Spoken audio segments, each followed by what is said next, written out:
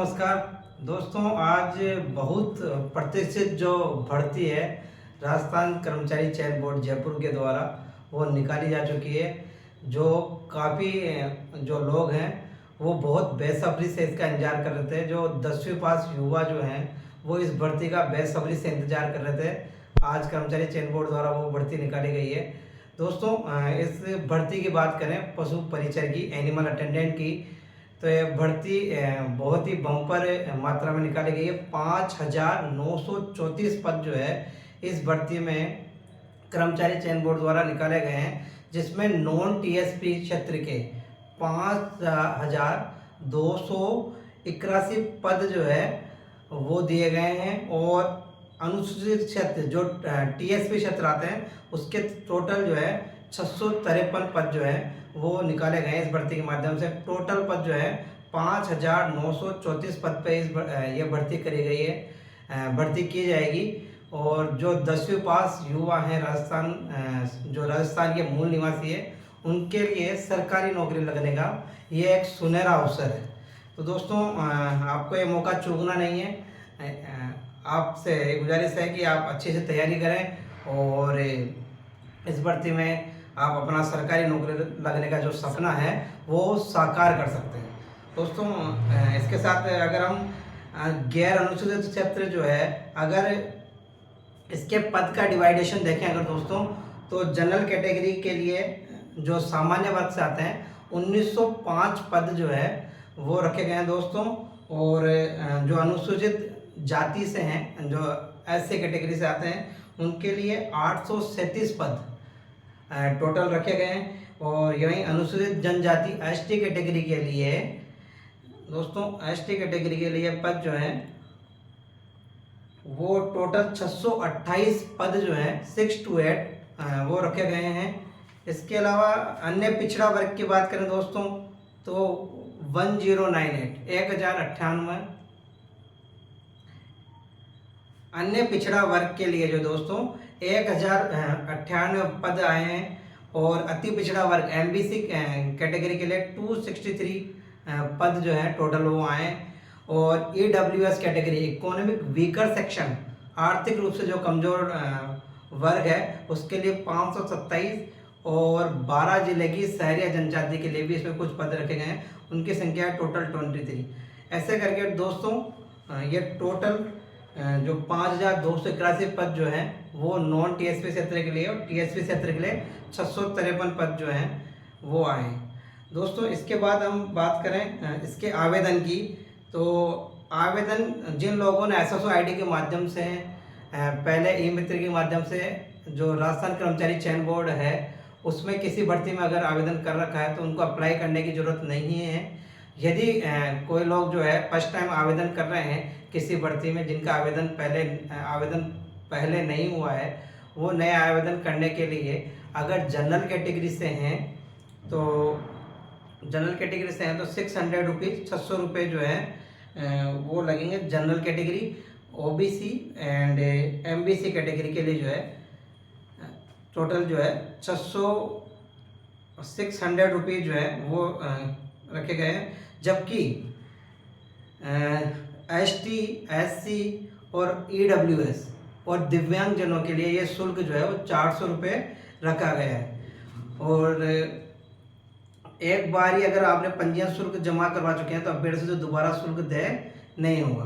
तो दोस्तों, अब बात करते हैं इस भर्ती के लिए योग्यता की कि आखिर इस भर्ती के लिए कौन कौन से व्यक्ति जो हैं वो योग्य होंगे। तो पात्रता और शैक्षणिक योग्यता की हम बात कर लेते हैं दोस्तों। तो भारत में स्थापित किसी भी मान्यता प्राप्त बोर्ड से अगर किसी ने 10वीं क्लास 10th क्लास अगर जो है या उसके समतुल्य परीक्षा जो है अगर वो कंप्लीट कर रखी है दोस्तों, तो वो इस भर्ती के लिए एलिजिबल है, वो ये भर्ती दे सकता है।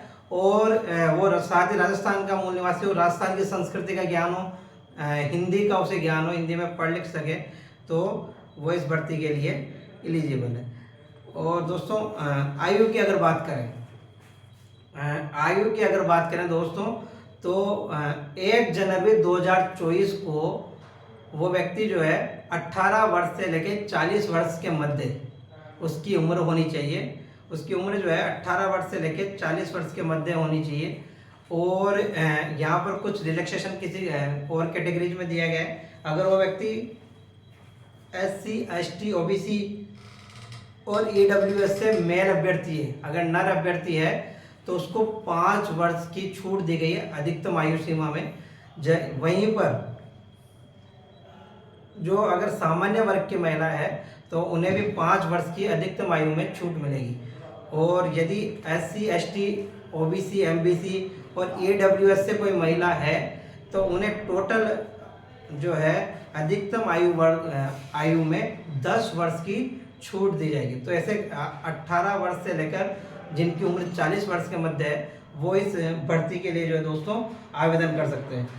अब आवेदन करने की तारीख देख लेते हैं दोस्तों। ये इस भर्ती के लिए जो आवेदन किया जाएगा दोस्तों वो किया जाएगा 13 अक्टूबर से। इसके जो आवेदन स्टार्ट होंगे दोस्तों वो होंगे 13 अक्टूबर 2023 से, जो कि 11 नवंबर 2023 तक चालू रहेंगे। तो लगभग 1 महीने का वक्त जो है अभ्यर्थियों को मिलेगा कि वो इस भर्ती के लिए ई-मित्र में जाके जो है ऑनलाइन आवेदन कर सकते हैं और फिर जो है वो फॉर्म फिल कर सकते हैं। इसके अलावा दोस्तों इसकी एग्ज़ाम की अगर बात करें तो दोस्तों एग्ज़ाम जो इसका संभावित बताया गया है अभी इनके बोर्ड के माध्यम से वो बताया गया अप्रैल से लेकर जून 2024 तक। अप्रैल से लेकर जून 2024 तक जो है दोस्तों इस भर्ती का एग्ज़ाम जो है वो संभावना बताई गई है कि इस बीच में जो है वो एग्ज़ाम कंडक्ट करवाएंगे। इसके अलावा दोस्तों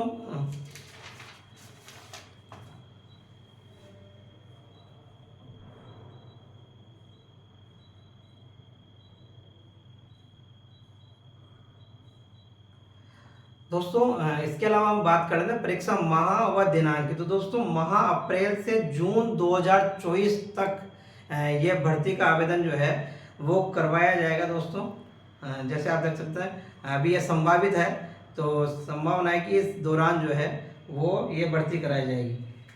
इसके बाद परीक्षा में क्या क्या आप सिलेबस रहेगा, क्या क्या पाठ्यक्रम रहेगा, इसके बारे में जानकारी ले लेते हैं दोस्तों। तो ये जो टोटल परीक्षा होगी दोस्तों इसकी स्कीम में हम बात करें तो इसमें टोटल 150 क्वेश्चन जो हैं वो आएंगे। इसके 2 पार्ट आप मान सकते हैं, पार्ट ए और पार्ट बी।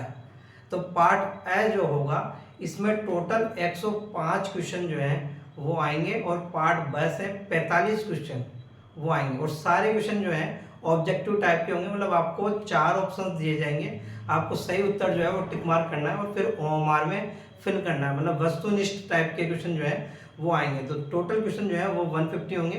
पार्ट ए से 105 क्वेश्चन होंगे और पार्ट बी से जो है 45 क्वेश्चन वो होंगे। पार्ट ए की बात करें दोस्तों तो जो 10th लेवल पे आपने जो सब्जेक्ट पढ़े हैं 10वीं क्लास में उनसे जो है पार्ट ए बनाया जाएगा, जो टोटल वेटेज का 70% के आसपास सिलेबस बनाएंगे।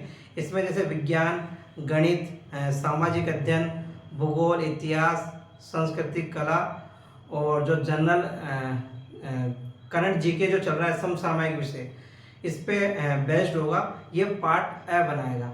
और पार्ट बी की अगर बात करें तो इसका जो वेटेज होगा वो 30% के आसपास होगा।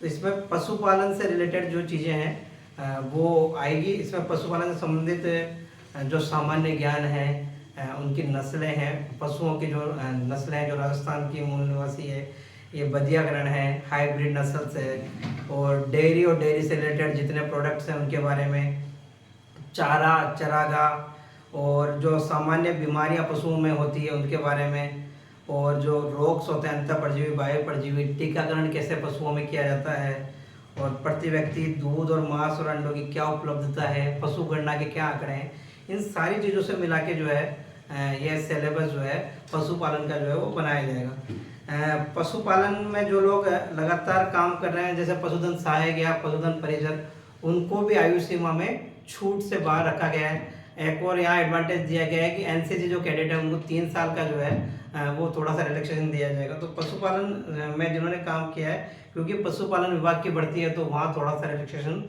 उनके लिए किया गया है। पशु मेले और आदि भी जो है ये चीज़ें आएंगी। तो दोस्तों आशा करता हूँ आपको जो ये भर्ती राजस्थान कर्मचारी चयन बोर्ड द्वारा निकाली गई है, इसकी एक होलसम जानकारी जो है मैंने देने की कोशिश करी है। जल्दी हम इसका सिलेबस जो है वो आपको हमारे लिंक के माध्यम से जो है डिस्क्रिप्शन बॉक्स के माध्यम से जो है उपलब्ध हो जाएगा। आप हमारे ऐप पे आके जो है सारा सिलेबस जो है वो पढ़ सकते हैं, और यूट्यूब पे भी आपको लगातार अपडेट्स मिलते रहेंगे, और टेलीग्राम जो चैनल है वहाँ भी आप ज्वाइन करके अच्छी इन्फॉर्मेशन जो है इस भर्ती के बारे में और इससे रिलेटेड जितनी भी चीज़ें हैं वो समय समय पे आपको उपलब्ध करा दी जाएगी। तो दोस्तों आशा है आप इस भर्ती की अच्छे से तैयारी करेंगे, और आप सभी को ऑल द बेस्ट है। आप एक सरकारी नौकरी लगें। बहुत बहुत धन्यवाद आपका, आपने टाइम दिया, बहुत बहुत धन्यवाद।